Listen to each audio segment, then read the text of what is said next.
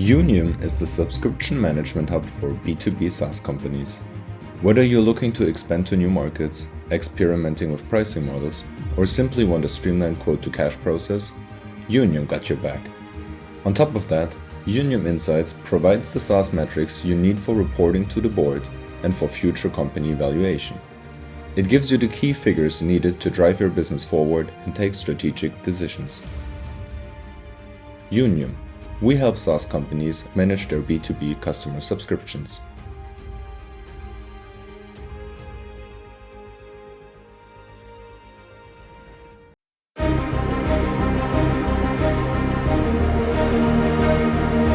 Welcome to Startuprad.io, your podcast and YouTube blog covering the German startup scene with news, interviews, and live events.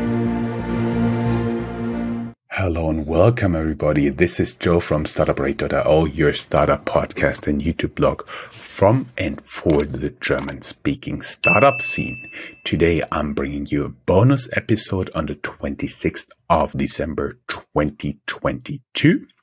And I would like to welcome Antonio to our bonus episode as our subject matter expert. Hey, Antonio, how are you doing? I'm doing okay. How are you? I'm doing good as well. By the way, good afternoon to Singapore because you attend us from there. As always, I add a little bit context to this.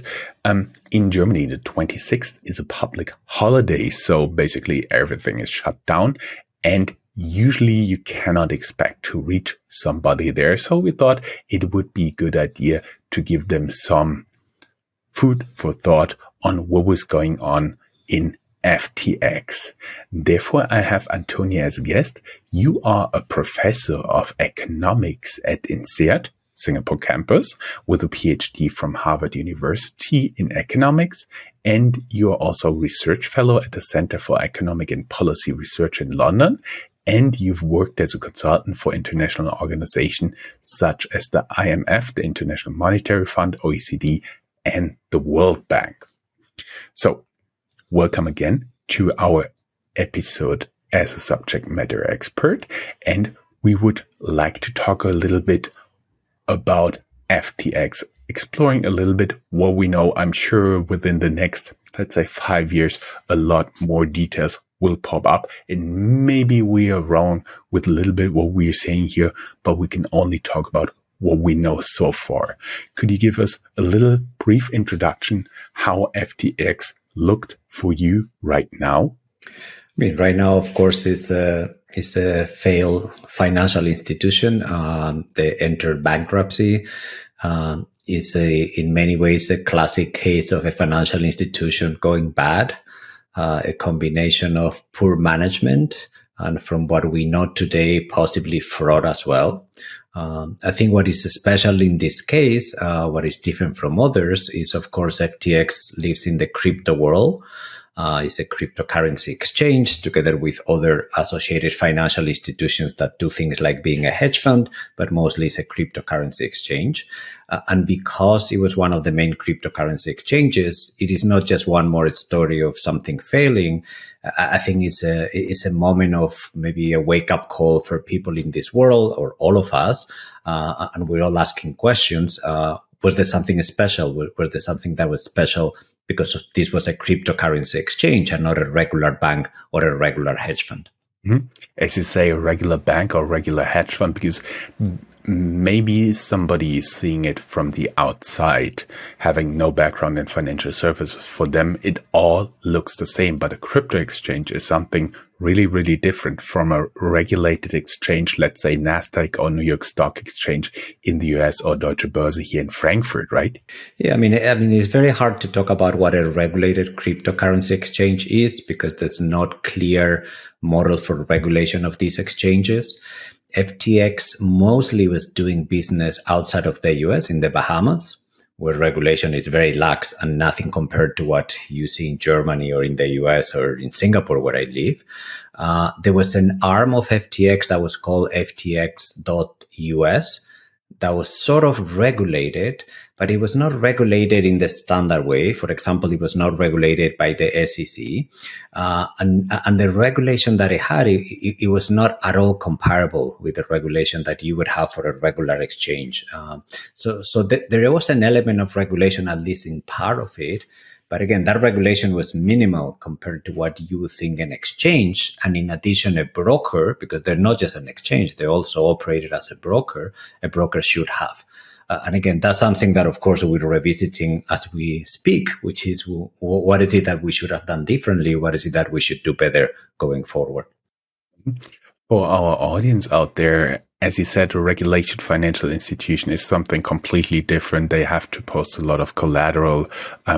When they have deals going on inside the stock exchange, they usually have a central counterparty. Both sides have to post collateral where you cannot use your own created tokens and stuff like that. So there's a lot more to this. It goes down to some regulations on how you have to do some businesses, and the authorities can send somebody in, an auditor, and they audit if you really stick to those regulations.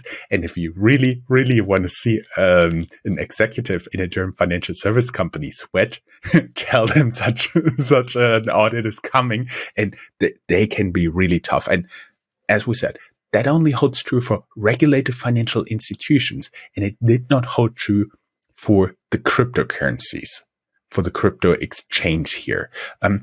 Is there, who actually regulated FTX US when it was not the SEC? Again, I think what happens in the US, that there's a multitude of organizations, agencies that are involved in regulation. Some of them operate at the state level, not at the federal level. Again, that is an issue. That is an issue that is well known for anyone who studies regulation in the US. We understand that it's not at all ideal, but it is what it is. And for regular institutions, we found, if you want an equilibrium, that works. So clearly, the way these things are done should be a lot more centralized at the federal level and not at the state level. But because the US is obviously a decentralized country, you have these sort of weird agencies that operate at different levels. So FTX US was partially regulated at the state level, partially at the federal level. Clearly not ideal. But what is fundamental is, at the end of the day, the level of transparency, the ability of having an audit that reveals some of the weaknesses of the institution or their balance sheet, the way they present products to customers, to what extent they're subject to certain requirements to be clear and not lying about the products they offer. So clearly all those standards were so much weaker than the ones you would find in a typical broker or exchange. And that was the reality of how it worked. I think we've all been a little bit too lax when it came to crypto exchanges or cryptocurrencies, crypto tokens in the last years, because there was a sense that there was a need to leave them some space to innovate. So we cannot put the same constraints as we put in the traditional institutions. Now, I always felt that was a mistake, because I was always concerned that something like this will happen, or something that might be bigger than what we've seen so far. I assume by now regulators have a very different view on what needs to be done with these markets, because now they realize these markets can be as volatile or more than regular markets, and they're large. And there's investors who lose money that they don't deserve to lose money, and they should be a lot more protected. Mm-hmm. It's a lot. You're hinting at a lot of the regulations you have in Europe, in the US, to protect the small investors, like the people who cannot stomach losing 10, 15, 20,000 euros. Yeah, I would agree to that. And since those institutions are not really regulated that much, do you think on the side of the FTX investors, the investors working with them, did they slack a little bit on doing their due diligence there? I mean, this is an area where I'm fascinated of how little due diligence they must have done. I mean, when you hear the names, some of the people who funded FTX, it's even more surprising, because these are all big names.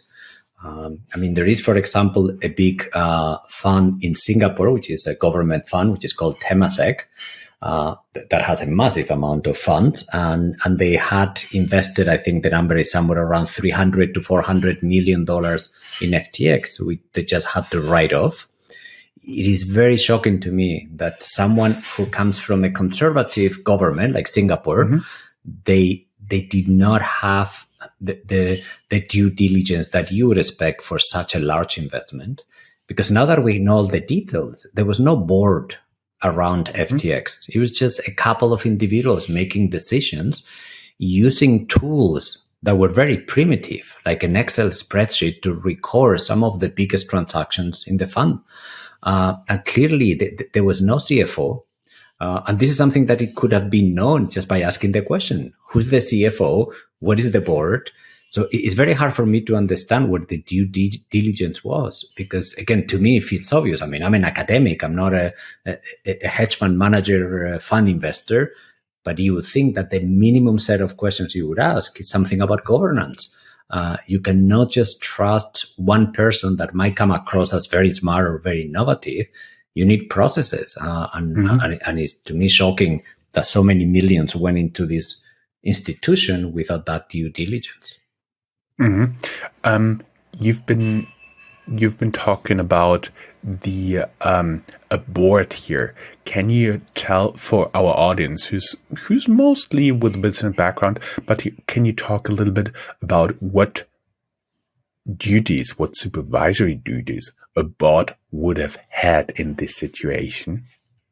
I mean, there are boards that work and boards that don't work. So a board doesn't guarantee that everything's going to work. But a board, the idea is to have some checks and balances. So if you are the CEO of a company, there's someone who's sort of looking at what you're doing, that is sort of setting some objectives, that is making sure that things are doing right. Of course, as long as the board is independent, you could imagine those checks and balances would be effective. But when you do not even have a board, to me, that's a sign that something is wrong. Again, I'm not saying a board would have fixed everything in this case, but the absence of it just says these people wanted to have full power. And it's very hard to trust any organization where there is no checks and balances, where one person or a couple of people make all the decisions. Yeah, that's something we've also seen at Madoff, right? Very, very secretive, very blocked to the outside. And again, I feel a similarity because there were, if I remember Madoff correctly, way too few people to manage the amount of money they claim to be managing in their hedge fund unit. You've already hinted at checking big transactions on an Excel sheet, which is a total no-go in every regulated entity. Even my tax advisor gave me some chewing, just because I track some of my transactions, which are very, very small, on Excel sheets. What else did you see as weak points in terms of technology there? Because they've not been built on a core system you would find in other exchanges that are regulated, that are approved by the regulator, and that are thoroughly tested. So that means even if you have an update, you have to put it in a test system, you have to test it, and then you can put it into production. Yeah, to me, the biggest issue is not quite, I mean, I mentioned the Excel spreadsheet because it's a little bit funny, but it's not so much about the actual technology, because one can do wonders with bad technology. I think is the lack of basic financial principles to run the business.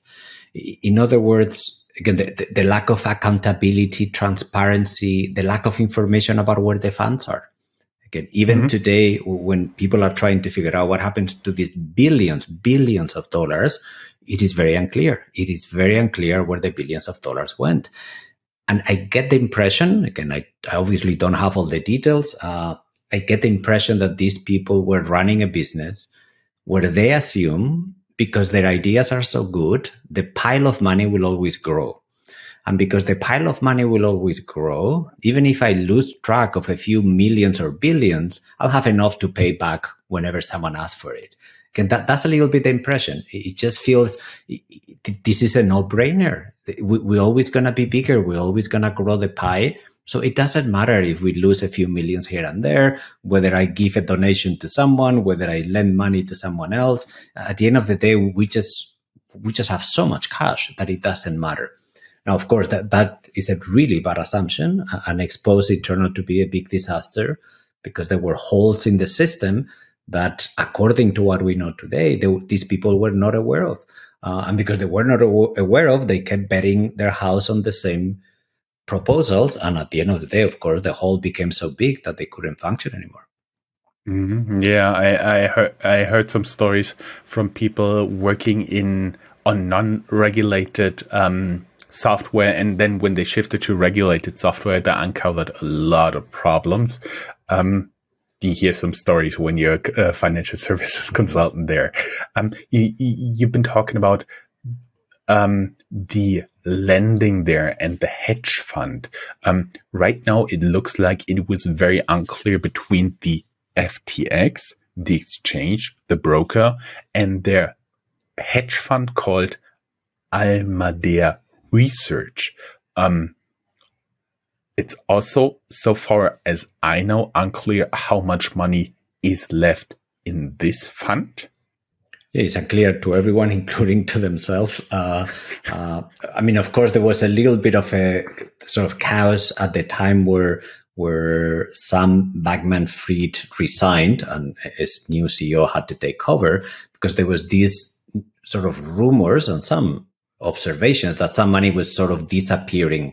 I mean, some money was hundreds of millions of dollars, and it wasn't clear whether that was the new administration trying to protect some of this money or someone just stealing that money because they had access to it. So I don't think there's an answer to that. I think there must be some information in the hands of the new CEO, but I'm sure they don't want to reveal it because they're doing all the investigation.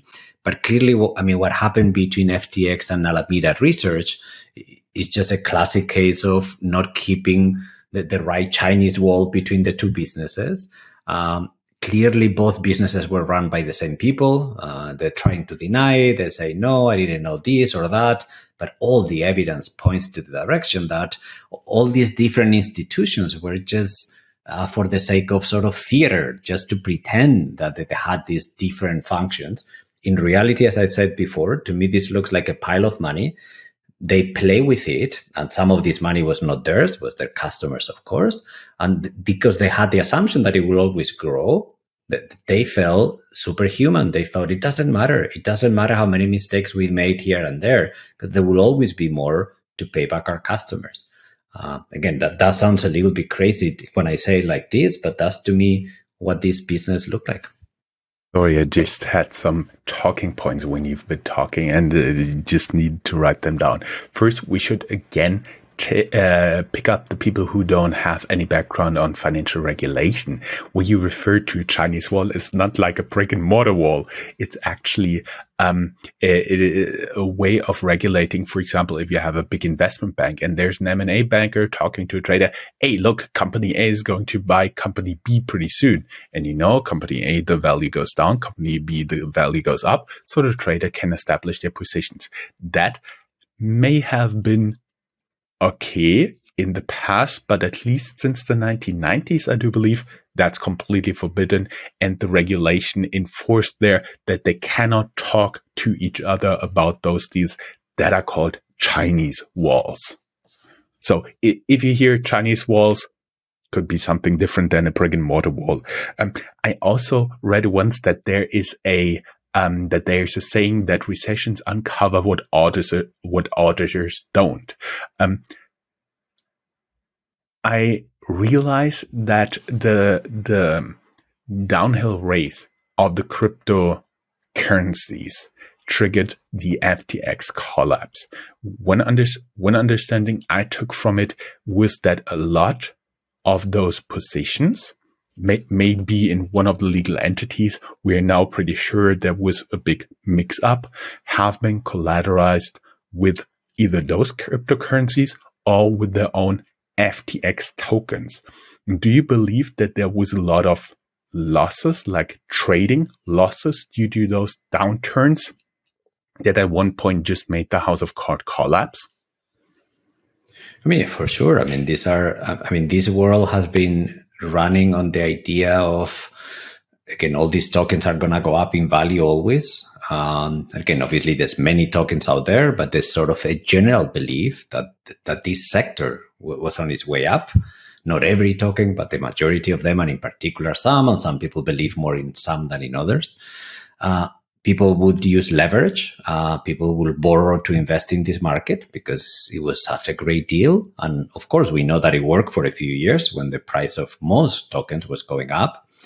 And then the other thing that was happening, which again, if you understand finance, is a little bit funny, although not fun in this case, more depressing, which is a lot of these tokens that had these valuations that were meaningless in the sense that lots of tokens have been issued.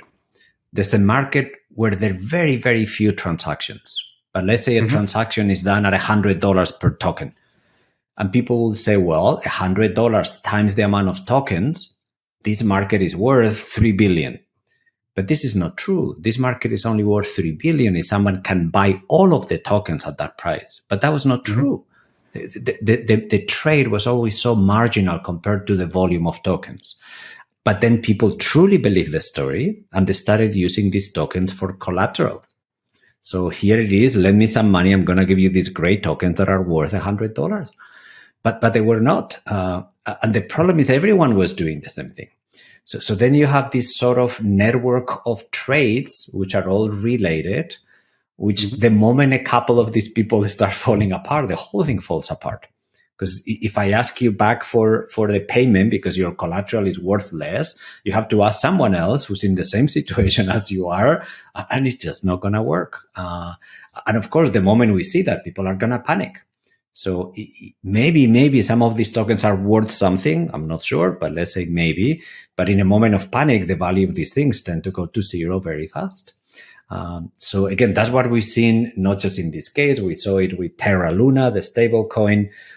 We've seen it in other exchanges. We might see a little bit more of this in other exchanges. I don't think we're done. I think that there's still a lot of this hidden in other places.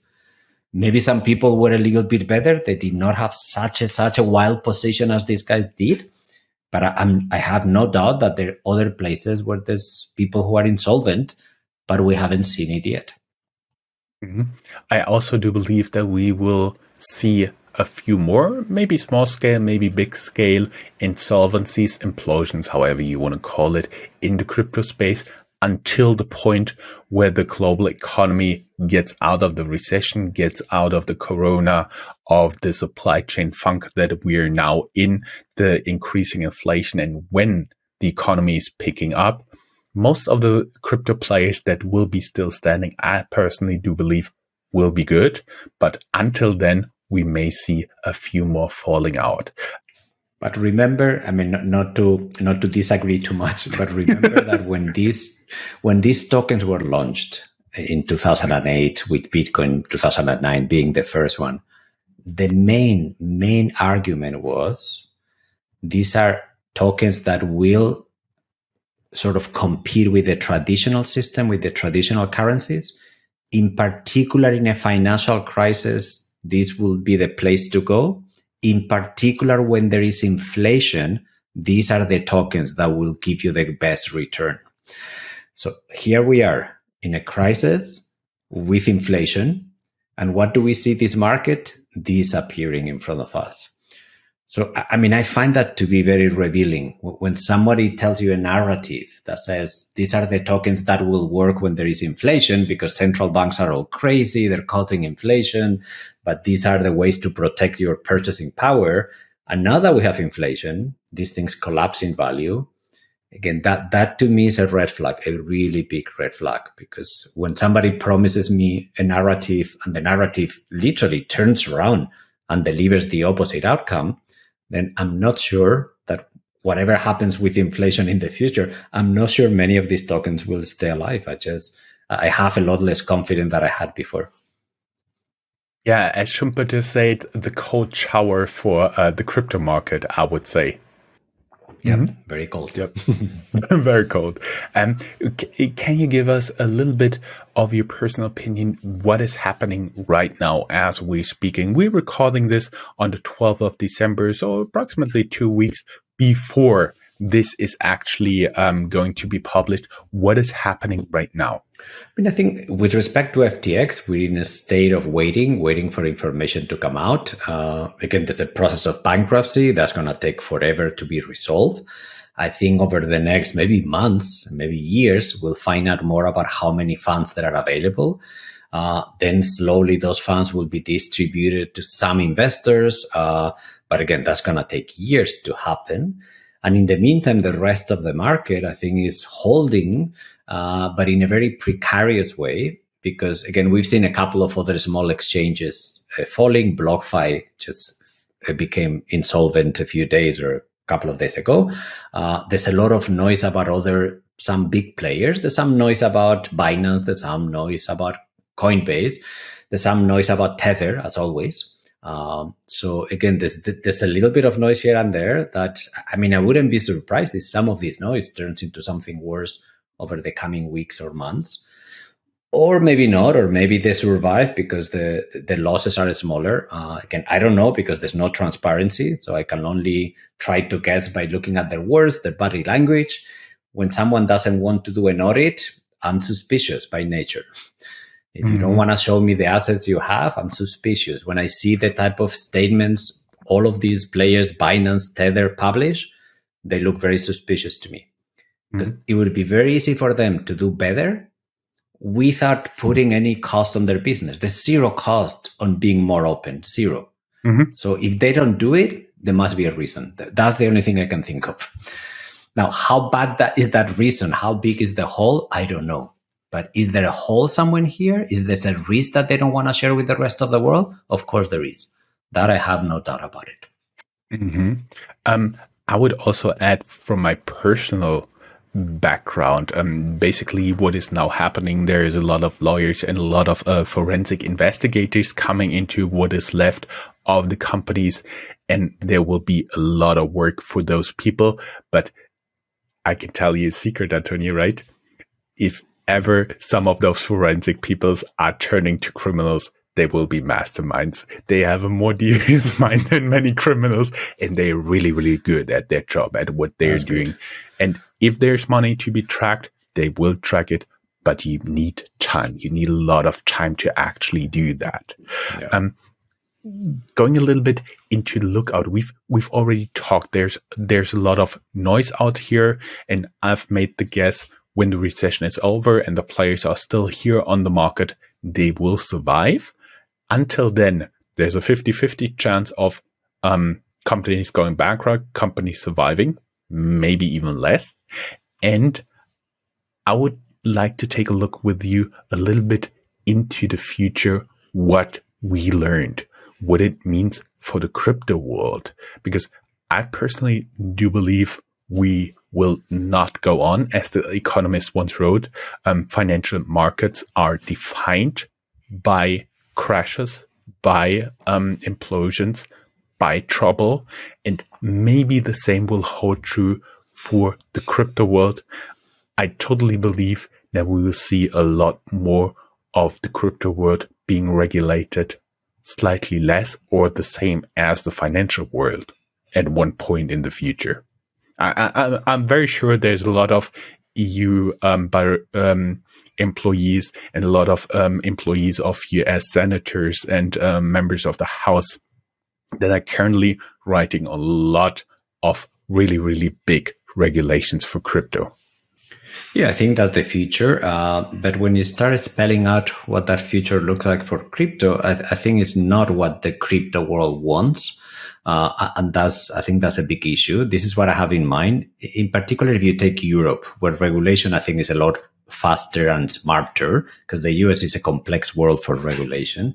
If you take Europe, there's a new initiative called MiCA, which is sort of regulating a lot of this crypto world, stable coins and things like that.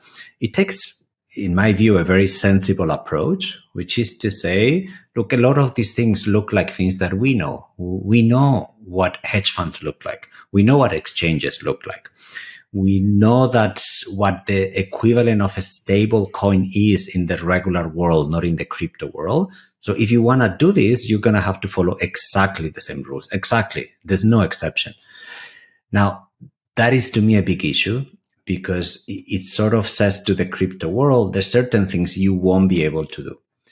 For example, it is very difficult to say, I'm going to run a financial institution which is 100% decentralized, where there's not a centralized entity which is accountable and is sort of liable for whatever they're doing. That is never going to work in financial markets.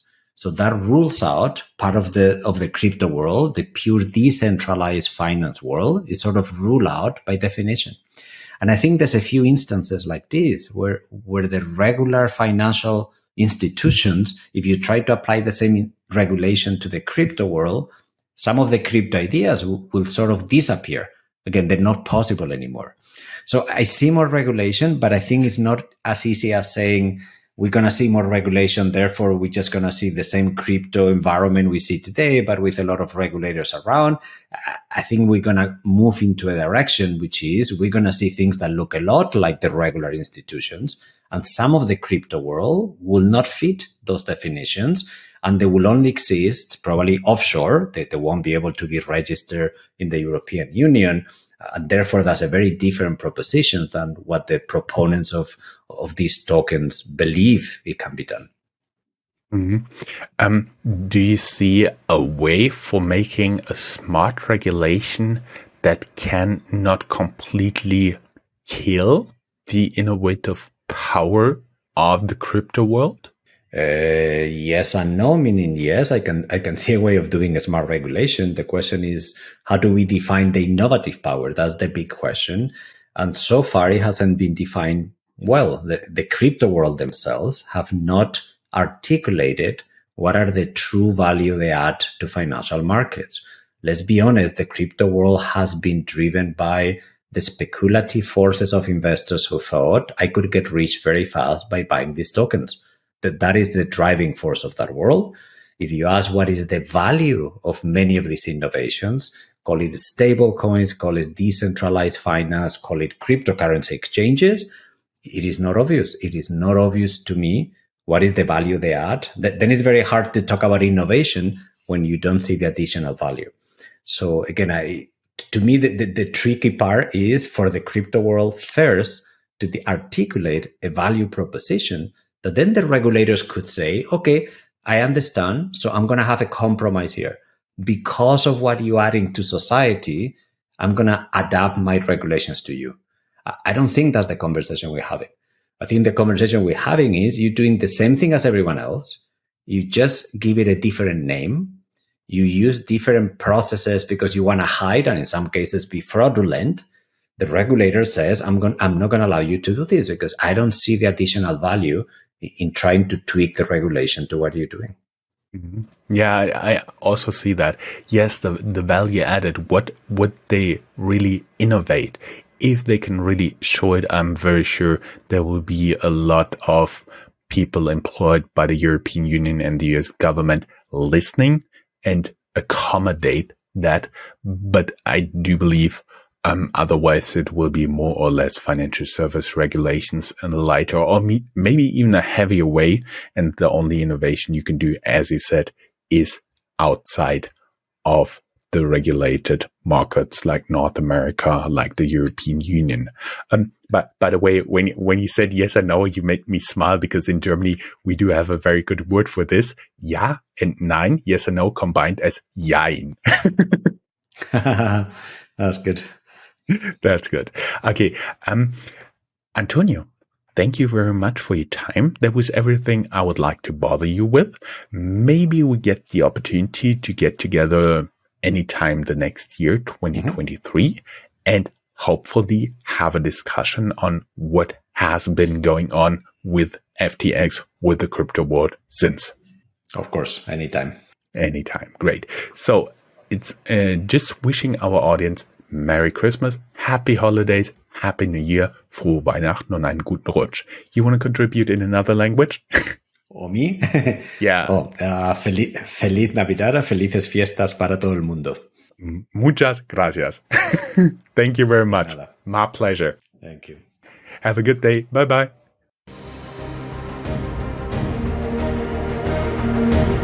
That's all, folks. Find more news, streams, events, and interviews at www.Startuprad.io. Remember, sharing is caring.